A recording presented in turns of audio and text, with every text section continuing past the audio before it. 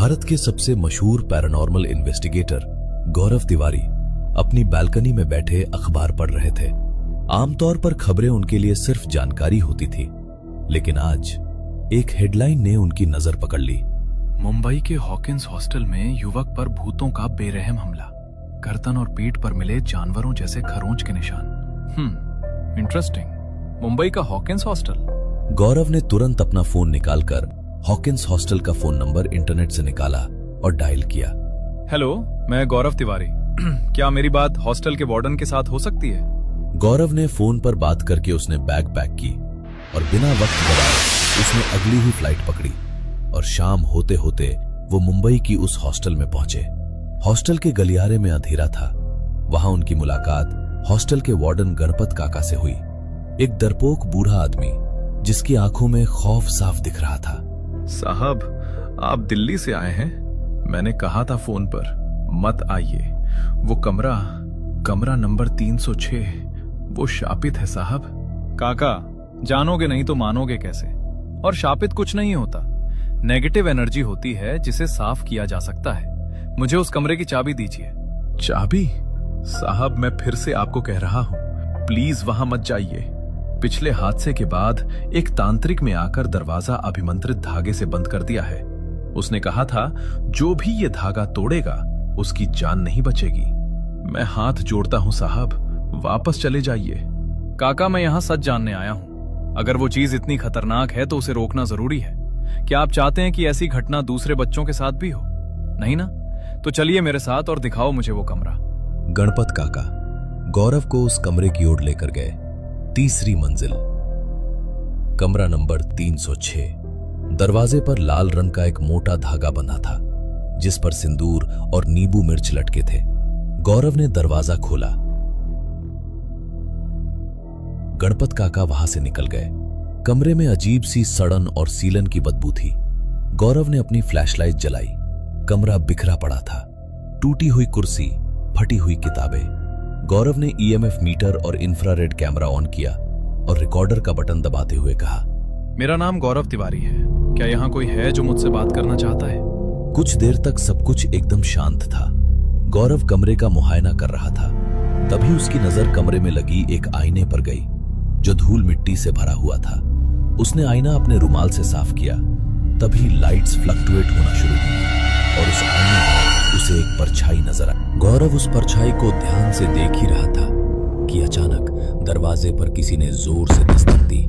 आवाज इतनी तेज थी कि वह चौंक कर पीछे मुड़ा, लेकिन जिस जगह अभी अभी उसे परछाई दिखी थी वहां अब कुछ भी नहीं था।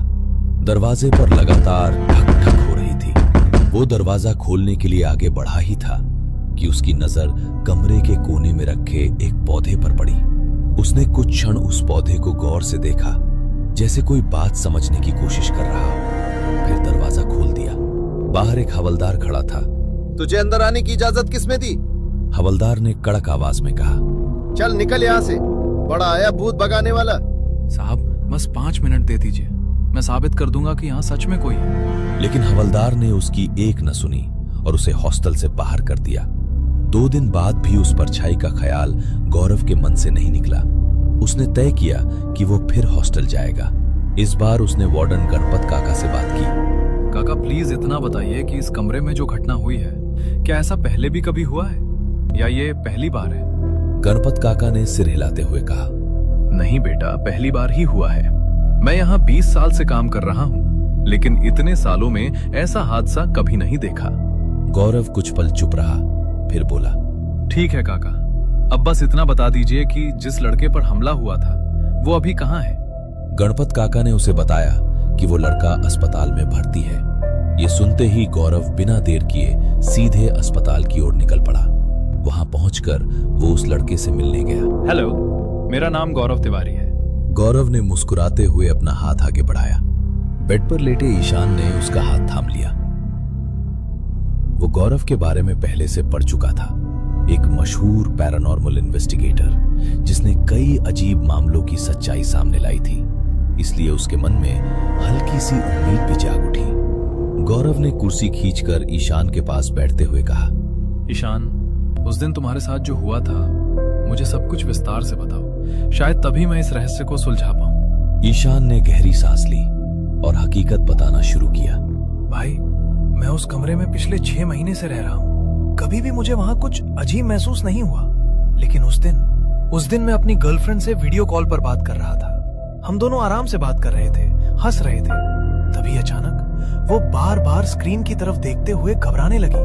उसने मुझसे कहा, ईशान, तुम्हारे पीछे कोई है। मुझे लगा कि वो प्रैंक कर रही है, लेकिन तभी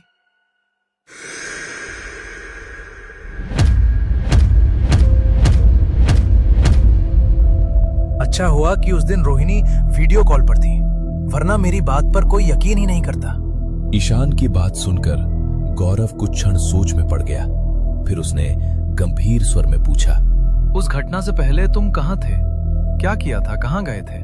उस दिन से पहले की हर बात मुझे विस्तार से बताओ।